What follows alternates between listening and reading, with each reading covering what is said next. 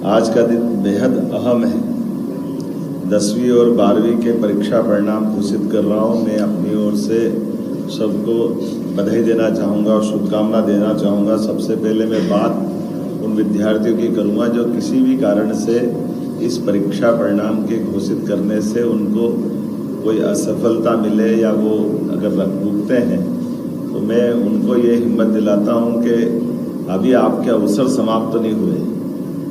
अब से नई शिक्षा नीति 2020 के परिप्रेक्ष्य में जैसे स्मिता जी ने बताया, आपको तुरंत ही दूसरी बार परीक्षा में बैठने का पुनः मौका मिल रहा है। और ये आपकी अब हो सकता है परीक्षा में कई बार ऐसी स्थिति बनती कि हमने सारे प्रयास किए, कभी कोई कारण से किसी कारण से भी असफल हो गए तो कोई बात नहीं, दूसरी बार बैठ जाए।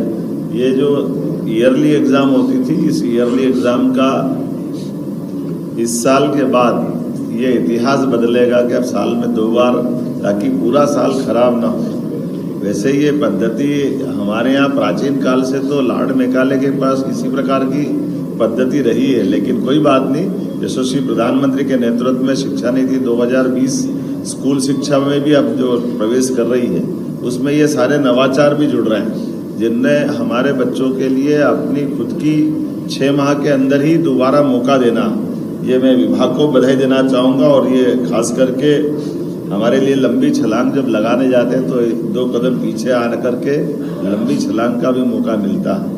मैं मान के चलता हूँ अगली बार आप डट जाएं, निश्चित रूप से अगली परीक्षा जब आप निकालें तो पास होंगे। मैं आप सबको शुभकामना देता हूँ और परिवार वालों को भी हिम्मत दिलाता हूँ कि वो अपने बच्चों के साथ खड़े रहें। परीक्षा कई कारण से उस दिन कोई शारीरिक तकलीफ हो जाए, कोई कारण बन जाए, इसका मतलब बच्चे में योग्यता नहीं, ऐसा नहीं। बच्चा सुयोग्य है और हमारी हिम्मत से बच्चों की ओर प्रतिभा निखरती है। तो मैं आप सबको भी और खास करके एक बार और अवसर लेकर के उन बच्चों के लिए भी जिनका उनके हिसाब से मार्किंग नहीं हो पाई या वो रिजल्ट में और इम्प्रूवमेंट चाहते थे, ऐसे बच्चों को भी दोबारा मौका मिलेगा।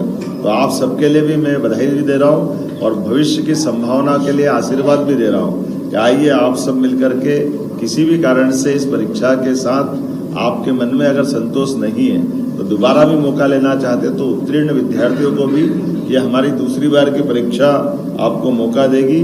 और इस नाते से मैं माननीय शिक्षा मंत्री को बधाई देना चाहूँगा।